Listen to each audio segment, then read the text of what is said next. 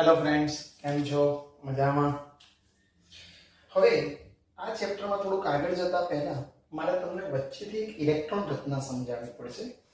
તો આપણે હવે અહીંયા ઇલેક્ટ્રોન રચનાની થોડીક માહિતી મેળવીશું. ઇલેક્ટ્રોન રચના જોઈએ છે આપણે. તો 1 થી 30 તત્વોની ઇલેક્ટ્રોન રચના મારે સમજાવવી છે. 1 થી 30 તત્વોની.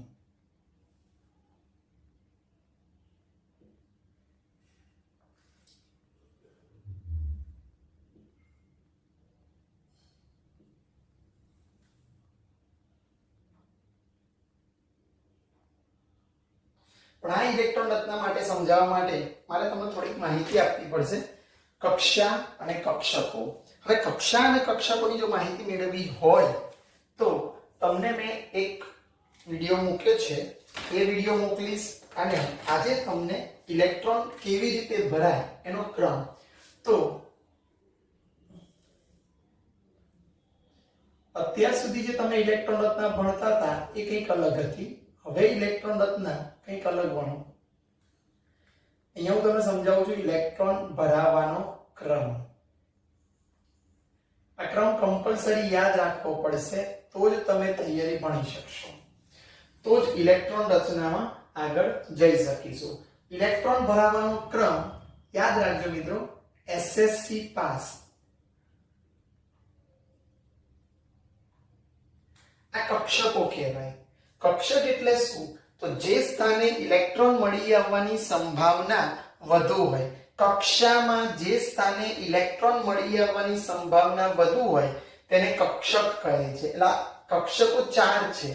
S P D F. બીજી પણ છે પણ મેઈન આપણા કોર્સમાં 4 આવે છે. S P D F. યાદ કરીએ. પહેલા SSC પાસ. એક સ્ટુડન્ટ હતો, SSC પાસ થયો. પાસ થયો તેને સર્ટિફિકેટ, પાસ થયાનું સર્ટિફિકેટ મળ્યું. મિત્રો ક્વેશ્ચન થતો સર્ટિફિકેટ તો CC સ્પેલિંગ આવે પણ સનો S સમજીને જ યાદ રાખજો, કારણ કે C નામની કોઈ કક્ષક નથી. તો SPS એટલે સર્ટિફિકેટ, પાસ થયાનું સર્ટિફિકેટ. હવે દિલ્હી પબ્લિક સ્કૂલમાં એને એડમિશન લીધું તો DPS. ઓકે, તો દિલ્હી પબ્લિક સ્કૂલ એટલે DPS. ફરીથી પહેલા 11માં એ પાછો DPS માં જ રહ્યો. 1 મહિનો થયો DPS માં. પહેલી એક્ઝામ આવી એ ફેલ થયો DPS માં, એટલે fail in Delhi public school. મિત્રો આ યાદ રાખવું પડશે તમારે, તો જ તમે ઇલેક્ટ્રોન રચના ઈઝીલી યાદ રાખશો. અહીંયા ફરીથી fail in Delhi public school. Okay, તો હવે આનો ભરાવાનો ક્રમ જ્યાં જ્યાં S દેખાય ત્યાં 1 થી સ્ટાર્ટ કરીશું આપણે. જ્યાં જ્યાં S દેખાય ત્યાં 1 થી સ્ટાર્ટ કરીશું આપણે. તો જુઓ, હું અહીંયા 1s લખું, પછી આ 2s, અહીંયા નથી એટલે 3s, અહીંયા છે એટલે 4s, અહીંયા નથી એટલે 5s, 6s, 7s અને 8s.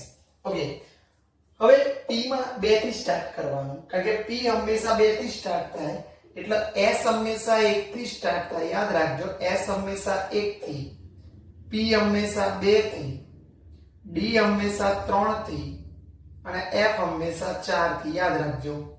તો અહીંયા મેં લખી દીધું s હંમેશા 1 થી સ્ટાર્ટ થાય, p 2 થી. તો p ની આગળ કેટલા મૂકીશ? 2. અહીંયા નથી એટલે p અહીંયા 3, p 4, p 5, p 6 અને p 7. આ રીતે યાદ રાખીશું.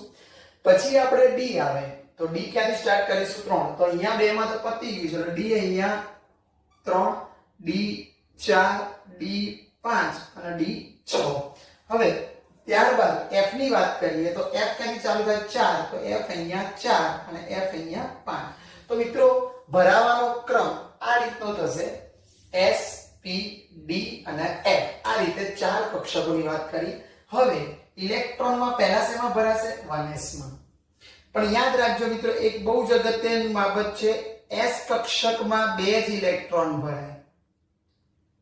S કક્ષકમાં કેટલા ઇલેક્ટ્રોન ભરાય? 2 ઇલેક્ટ્રોન. મેં સમજાવ્યું છે તમને કક્ષકમાં. P માં હંમેશા 6 ઇલેક્ટ્રોન ભરાય. D માં હંમેશા 10 ઇલેક્ટ્રોન ભરાય અને F માં હંમેશા ફિક્સ 14 જ ઇલેક્ટ્રોન ભરાય. એટલે S કક્ષકમાં હંમેશા 2 ઇલેક્ટ્રોન ભરાય, પી માં હંમેશા 6 ઇલેક્ટ્રોન ભરાય. એનું કારણ છે, હું તમને થોડાક આગળ જઈએ આપણે. તો S કક્ષકની પેટા કક્ષક લઈએ તો S કક્ષકની પેટા કક્ષક એક જ છે. એક પેટા કક્ષકમાં મહત્તમ 2 ઇલેક્ટ્રોન ભરાય.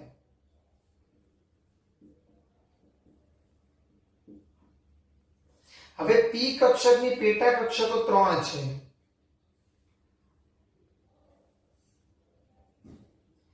એક પેટા કક્ષકમાં 2 ભરાય તો તમે કેટલા ઇલેક્ટ્રોન ભરાય? તો એકમાં 2 તો 3 માં કેટલા ઇલેક્ટ્રોન ભરાય? 6 ઇલેક્ટ્રોન ભરાય.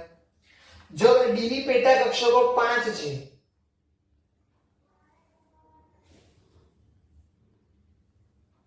ડી માં મિત્રો 5 પેટા કક્ષકો છે, તો એકમાં 2 ભરાય તો 5 માં કેટલા ઇલેક્ટ્રોન ભરાય? 10 ઇલેક્ટ્રોન. આ બધું આવશે શેમાં? તો ચેપ્ટર નંબર 2 માં ભણવાનું છે. એટલે આ તો આપણે ચેપ્ટર નંબર 3 લીધું છે, કારણ કે ચેપ્ટર નંબર 2 થોડુંક લાંબુ છે, એટલે અત્યારે એક નાનું બેઝિક કન્સેપ્ટના રિલેટેડ આ ચેપ્ટર લીધું છે આપણે. ડી પછી આપણે એફ કક્ષકની વાત કરીએ તો એફ કક્ષકમાં 7 પેટા કક્ષકો છે. યાદ રાખજો, પેટા કક્ષકો 7 છે.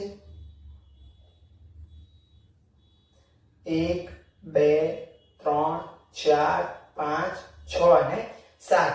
એકમાં 2 તો 14 ઇલેક્ટ્રોન ભરાય. એટલે કહેવાનો મતલબ 2 ઇલેક્ટ્રોન S માં 2 ભરાઈ જાય એટલે ત્રીજો ઇલેક્ટ્રોન S માં નહીં, હવે P માં જશે. એટલે આ ક્રમમાં ઇલેક્ટ્રોન ભરાય. આ ક્રમ ક્યાંથી લાયા સર? પાછો ક્વેશ્ચન દે, આ ક્રમ ક્યાંથી લાયા? તો એ ક્રમ હું તમને સમજાવું છું. એ ક્રમ પણ તમને સમજાવું છું હમણાં જ.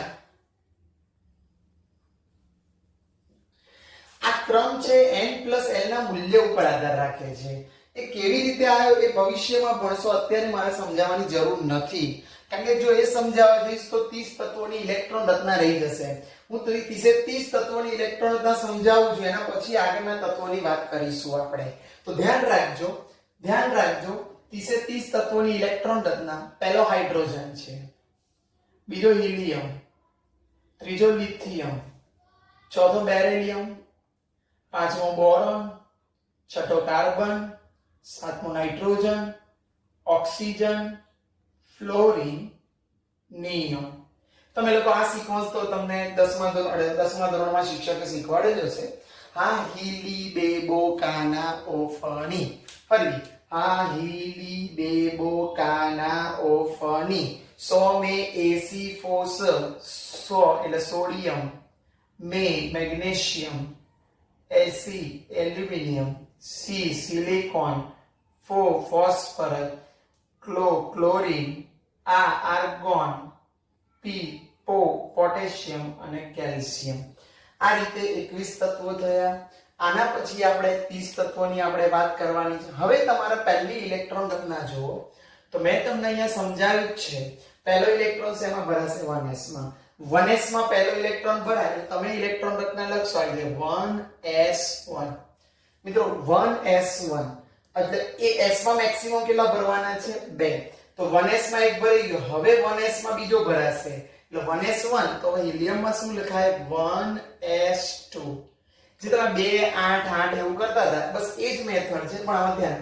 હવે s માં 2 ઇલેક્ટ્રોન પતી ગયા એટલે 1s ભરાઈ ગઈ. હવે ઇલેક્ટ્રોન શેમાં આવશે? 2s માં. કારણ કે s માં મેક્સિમમ કેટલા ભરાય? 2.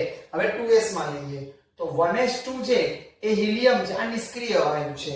તો નિષ્ક્રિય વાયુ હોય તો 1s2 ની સંજ્ઞા હિલિયમને મળતી આવે છે, એટલે આપણે લખીશું He. પેલી રીતે પણ લખી શકો તમે લાંબુ કરતા નથી. હિલિયમ એટલે 1s2 આવી ગયું. અને હવે 2s માં લઈશું તો 2s1. ધ્યાન રાખજો એટલે હિલિયમ 2s1. હજુ આગળ જઈશું 2s માં જ આવશે હિલિયમ 2s2 આવશે અહીંયા. ઓકે, હવે 2p ની વાત કરીએ તો s માં 2 ભરાઈ ગયા. હવે ઇલેક્ટ્રોન શેમાં ભરાશે? 2p માં. એટલે ઇલેક્ટ્રોન 2p માં ભરાય તો આમાં છે નહીં, એટલે અહીંયા એવું કહેવાનો મતલબ કે આ નિષ્ક્રિય વાયુ નથી, એટલે હિલિયમ 2s2. પણ 2p માં 1 આવશે, લખીશું 2p1. કારણ કે s માં 2 જ ભરાય, 2 ભરાઈ ગયા. હવે ઇલેક્ટ્રોન શેમાં ભરાશે? 2p માં. ચલો કાર્બન ની ઇલેક્ટ્રોન રચના લખું તો હિલિયમ 2s2 2p2 થશે. ફરીથી બોલ કાર્બન ની હિલિયમ 2s2 2p2 હજુ આગળ જઈએ એટલે કે p માં મેક્સિમમ કેટલા ઇલેક્ટ્રોન ભરાય છે 6 ઇલેક્ટ્રોન એટલે p માં 6 ઇલેક્ટ્રોન ભરાતા હોવાથી મારે 6 સુધી વાંધો નથી પછી આગળ બદલીશું હિલિયમ 2s2 2p3 થશે ઓક્સિજન ની વાત કરું તો હિલિયમ 2s2 2p4 ફ્લોરિન ની વાત કરું તો હિલિયમ 2s2 2p5 જો અહીંયા ધ્યાન રાખજો હવે નિયોન ની વાત કરું તો હિલિયમ 2s2 2p6 થશે કહેવાનો મતલબ આની અષ્ટક રચના પૂર્ણ થઈ ગઈ કે બાહ્યતમ કક્ષામાં 8 ઇલેક્ટ્રોન થઈ ગયા 6 અને 2 અપવાદ તરીકે હિલિયમમાં 2 છે છતાં પણ એની અષ્ટક રચના પૂર્ણ થઈ જાય છે એવું વિચારવાનું એ અપવાદ છે નિયોનમાં હિલિયમ 2s2 2p6 6 અને 2 8 થઈ ગયા તો હવે આટલા બરાબર હું શું લખી શકું નિયોન લખી શકું p માં 6 થઈ ગયા તો સોડિયમ ની વાત કરીએ તો સોડિયમ માં અહીંયા લખી દઈશું નિયોન નિયોન સુધી લખ્યું એટલે એનો મતલબ કે આટલી ઇલેક્ટ્રોન રચના પતી ગઈ અને p માં 6 ઇલેક્ટ્રોન થઈ ગયા p માં 6 ઇલેક્ટ્રોન થઈ ગયા તો હવે d માં કેટલા ઇલેક્ટ્રોન છે તો d માં જવું પડશે એટલે પછીની કક્ષકમાં p માં 6 થી બધા 7મો ભરાય નહીં હવે 2p માં થઈ ગયા પતી ગયા તો હવે 3s આવશે તો આટલું નિયોન થઈ ગયું નહીં તો આખું લખવું હોય તો લખી શકાય પણ આપણે લખતા નથી 3s1 મેગ્નેશિયમ ની વાત કરું તો નિયોન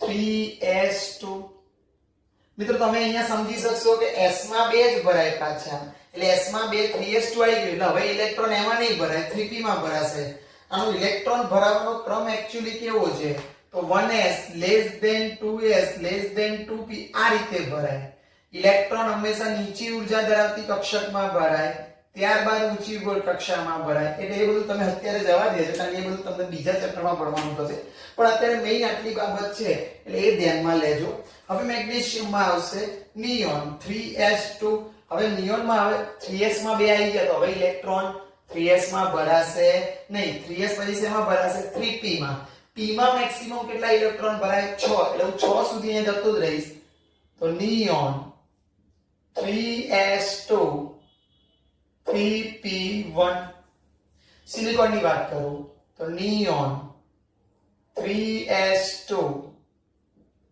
3p2 ફોસ્ફરસ ની વાત કરું તો નિયોન 3s2 3p3 ક્લોરીન ની વાત કરું સોરી એલ્યુમિનિયમમાં 3 મેગ્નેશિયમમાં 3s2 એલ્યુમિનિયમમાં 3s2 3p1 3s2 3p2 3s2 3p3 phosphorus chlorine okay તો neon aluminium sodium magnesium aluminium silicon phosphorus sulphur રહી ગયો છે મિત્રો સલ્ફર પછી ક્લોરીન આવે ફોસ્ફર ઓકે તો ફોસ્ફરસ પછી કોણ આવશે સલ્ફર પછી ક્લોરીન અને પછી આર્ગોન પછી પોટેશિયમ અને પછી કેલ્શિયમ આવશે સલ્ફર ની પછી વાત કરીએ આપણે ઓકે તો નિયોન 3s2 3p4 હજુ આગળ જો ક્લોરીનમાં નિયોન 3s2 3p5 આર્ગોન માં જો તો નિયોન 3s2 3p6 6 આવી ગયો એટલે p6 પતી ગયા બાહ્યતમ કક્ષામાં 6 અને 2 કેટલા ઇલેક્ટ્રોન થઈ ગયા 8 એટલે એની અષ્ટક રચના પણ શું થઈ ગઈ પૂર્ણ તો આપણે હવે પોટેશિયમ લઈશું પણ પોટેશિયમમાં આટલે આ નિષ્ક્રિય વાયુ છે એટલે આટલે સુધી તો તમે શું લખી દેશો આર્ગોન જેમ અહીંયા આટલે સુધી તમે નિયોન લખ્યું એમ આટલે સુધી આર્ગોન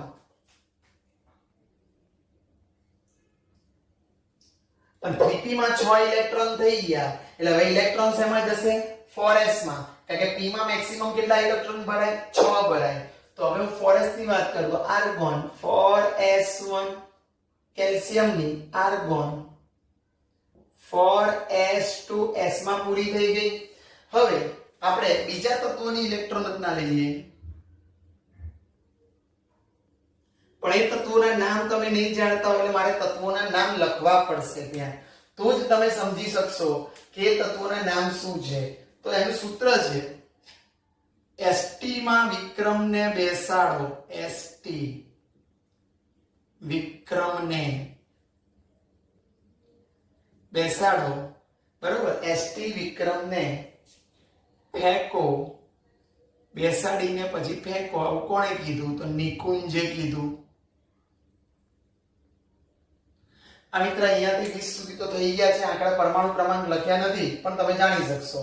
હવે સ્કેન્ડિયમનો પરમાણુ ક્રમાંક લઈ આ 20 સુધી થયા. તો સ્કેન્ડિયમનો પરમાણુ ક્રમાંક 21, ટિટેનિયમનો 22, વેનેડિયમનો 23, ક્રોમિયમનો 24, મેંગેનીઝનો 25, આયર્નનો 26, કોબાલ્ટનો 27, નિકલનો 28, કોપરનો 29 અને Zn નો 30. મિત્રો આના નામ પણ લખી નાખીએ એટલે યાદ રહે આપણને. તો અહીંયા લખું છું સ્કેન્ડિયમ, અહીંયા લખું છું સ્કેન્ડિયમ. બીજું લખીશું ટિટેનિયમ, યા ટિટાનિયમ પણ બોલે છે કેટલાક લોકો. 23 માં વેનેડિયમ, Cr ને ક્રોમિયમ કહેવાય, Mn ને મેંગેનીઝ કહેવાય અને આયર્ન કહેવાય, કોને કોબાલ્ટ કહેવાય, નીને નિકલ કહીશું, Cu ને કોપર કહેવાય અને Zn ને ઝિંક કહેવામાં આવે છે. હવે આની ઇલેક્ટ્રોન રચના જોવાનો પ્રયત્ન કરીશું. તો કેલ્શિયમ આર્ગોન 4s2 થઈ ગયા. હવે 4s માં મેક્સિમમ, s માં કેટલા મેક્સિમમ ભરાય? 2. તો હવે ઇલેક્ટ્રોન શેમાં ભરાશે? 4s પતી ગયો, હવે પાછું 3d માં ભરાશે. એટલે આ સિક્વન્સમાં જવાનું તમારે, આમથી આમ, આમથી આમ ને આમથી, એટલે 3d આવે. તો હવે 3d માં ઇલેક્ટ્રોન ભરીશું તો આર્ગોન m ના m,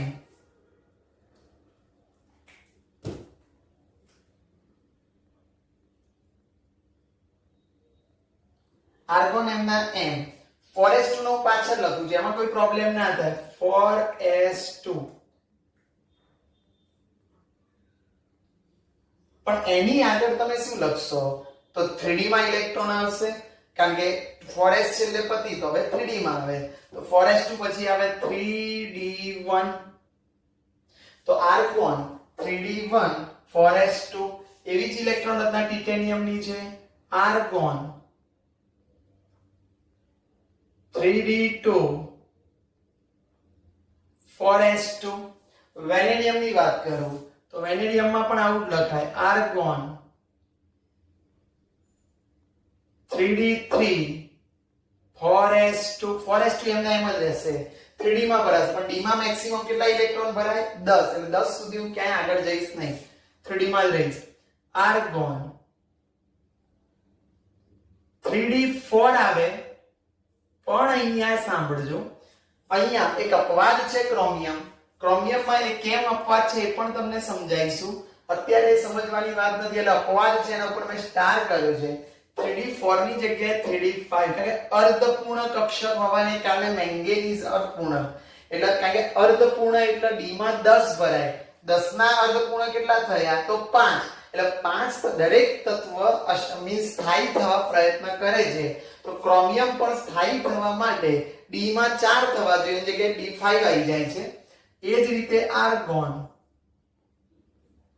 3d તો 5 જ થશે આમાં, અને 4s2. તમને એવું લાગતું હશે કે બે સરખી ઇલેક્ટ્રોન રચના છે. હા, વાત સાચી છે, પણ અહીંયા 4s2 નહીં લખવાનું, 4s1 લખવાનું, કારણ કે આમ શું થાય? 3d4 4s2 થાય, પણ આનો ઇલેક્ટ્રોન આમાં આવ્યો. ફરીથી બોલું, 3d4 4s2 લખવાય, પણ 4s નો એક ઇલેક્ટ્રોન કૂદકો મારી 3d માં આવે છે, એટલે 3d5 અને 4s2 ની જગ્યાએ શું લખીશું? 4s1. ઓકે, આર્ગોન પછી લઈએ છે, આર્ગોન જ આગળ છેક સુધી. હવે 3d5 એની જગ્યાએ 3d6 4s2. Argon 3d7 4s2. આગળ જઈએ તો આર્ગોન 3d8 4s2 પાછી પૂર્ણ ભરાયેલી કક્ષક આવી ગઈ છે. કેમ પૂર્ણ? કારણ કે 10 ઇલેક્ટ્રોન d માં જો d માં 10 ઇલેક્ટ્રોન આવતી અર્ધપૂર્ણ અને સ્થાયી હોવા માટે અહીંયા આની ઇલેક્ટ્રોન બધા તમે લખશો આર્ગોન 3d10 4s2 આમ શું આવત અહીંયા તમે શું લખો જોજો આર્ગોન 3d9 4s2 લખત પણ મેં તમને કીધું એની નજીકમાં નિષ્ક્રિય વાયુ જેવી રચનાની સંપૂર્ણ ભરાયેલી કક્ષક. તો ઉપરવાળો પણ શું વિચારશે? હું પણ d માં 10 ઇલેક્ટ્રોન લઉં તો એ 4s ને કહેશે તારો એક ઇલેક્ટ્રોન મને આપી દે. તો 4s કે કશો વાંધો નહીં, મારામાં એક લખી દઉં અને તારામાં કેટલા લખી દઉં? 3d10 4s1. તો આ રીતે ઇલેક્ટ્રોન રચના જોવા મળે છે. હવે થોડુંક તમને શા માટે આ રીતે ઇલેક્ટ્રોન ભરાય છે એની વાત કરું. આ 1 2 3 4 ને બધું શું છે? તો એ નામ યાદ રાખજો. n બરાબર 1 2 3 4 એ બધી કક્ષાનો ક્રમ છે. ડેશ ડેશ ડેશ કક્ષાનો ક્રમ છે અથવા એને કહેવાય છે મુખ્ય ક્વોન્ટમ આંક. શબ્દ આવશે તમારે મુખ્ય ક્વોન્ટમ આંક કહેવાશે. ઓકે, હવે તમને એમ થયું કે 1s માં કરતા 2s ની ઊર્જા વધારે છે. તો એ સમજવા માટે s હોય તો s બરાબર 0 લખવાનું. s માટે 0, p માટે 1, d માટે 2 અને f માટે 3, g પણ લઈ શકાય 4, h લખી શકાય 5. તો સર s માટે 0 વેલ્યુ છે, p માટે 1 વેલ્યુ છે. આના જોતા આમાં ઇલેક્ટ્રોન ભરવાનું છે. s ની કિંમત હું કહું છું, કક્ષકની કિંમત s બરાબર 0, p હોય તો 1, d હોય તો 2, 3, 4 અને 5 આ રીતે છે. તો 1s આવે છે તો n + l નું મૂલ્ય અને l નું મૂલ્ય કહેવાય.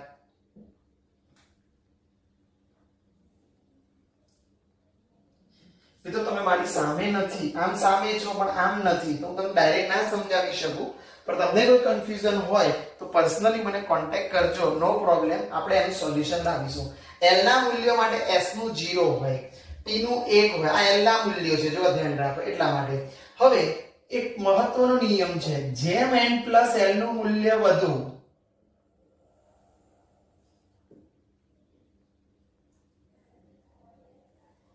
તેમ ઊર્જા વધુ.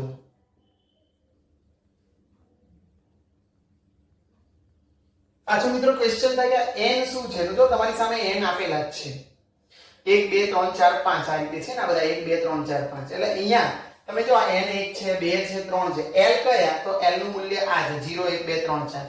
હવે તમને એવું કીધું છે 1s. સાંભળજો, 1s તો n તો એક જ છે પણ s માટે મૂલ્ય કેટલું થાય? 0. તો 1 + 0 કેટલા થશે? 1. હવે તમે જો 2s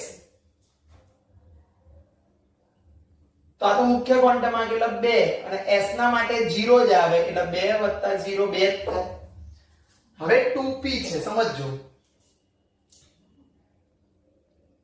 તો n તો 2 જ છે પણ p માટે l નું મૂલ્ય કેટલું છે? 1. તો 2 ને કેટલા થાય? 3. તો જો આમાં 1 કરતા 2 ની વેલ્યુ વધારે, 2 કરતા 3 ની વેલ્યુ વધારે એટલે આપણે લેસ ધેન કરીએ છીએ. આ કિંમત મોટી છે આના કરતા, આ કિંમત મોટી છે આના કરતા. હવે હું 3s લઉં છું, ધ્યાન રાખજો. એટલે 3 + s છે એટલે શું લખીશું? 0.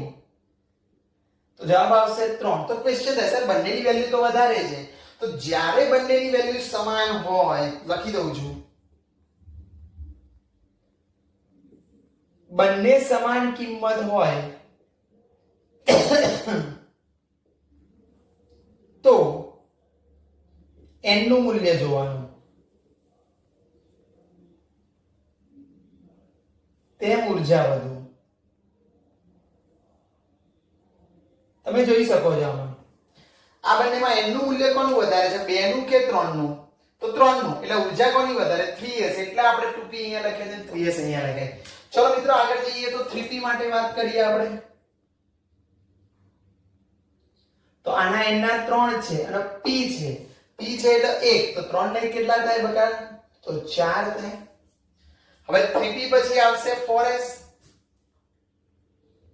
પાછું ફરીથી એનું એ જ થયું 4 + 0 S0 થાય 4. તો આમાં પણ કોનું મૂલ્ય વધારે છે? n 4 વધારે છે. એટલે અહીંયા n બરાબર 4 વધુ, તેથી કોની ઊર્જા વધારે થશે? 4s ની ઊર્જા વધુ. તો ઘરેથી તમારે હોમવર્ક કરવાનું છે. બધાની કિંમત તમારે શોધી લાવવાની છે. મિત્રો આપણે અહીંયા 1 થી 30 તત્વોની ઇલેક્ટ્રોન રચના નામ પણ આવડે છે. તમને આ તત્વોના નામ નથી લખ્યા, એના પરમાણુ ક્રમાંક પણ તમે જાતે લખી શકો છો. 1 થી 30 તત્વોની ઇલેક્ટ્રોન રચના પણ તમને આવડી ગઈ. એ જો સમજવાની છે, જેને ના આવડે, બે કોપર પણ એક અપવાદ છે, એટલે કોપર અપવાદ હોવાથી કોપરને પણ હું સ્ટાર કરીશ. ઓકે, એટલે અર્ધપૂર્ણ અને સંપૂર્ણ ભરાયેલી કક્ષક સ્થાયી. તો અર્ધપૂર્ણ 10 ના અડધા 5 અને સંપૂર્ણ એટલે 10. તો 10 થવા માટે પણ એ 4s નો એક ઇલેક્ટ્રોન લઈ લે છે. તો thank you very much. Next લેક્ચરમાં જોઈશું આપણે આગળ. આજે આપણે ઇલેક્ટ્રોન રચના જોઈ. નેક્સ્ટ લેક્ચરમાં એક ઇલેક્ટ્રોન રચનાને આધારિત પ્રશ્ન જોઈશું. Thank you.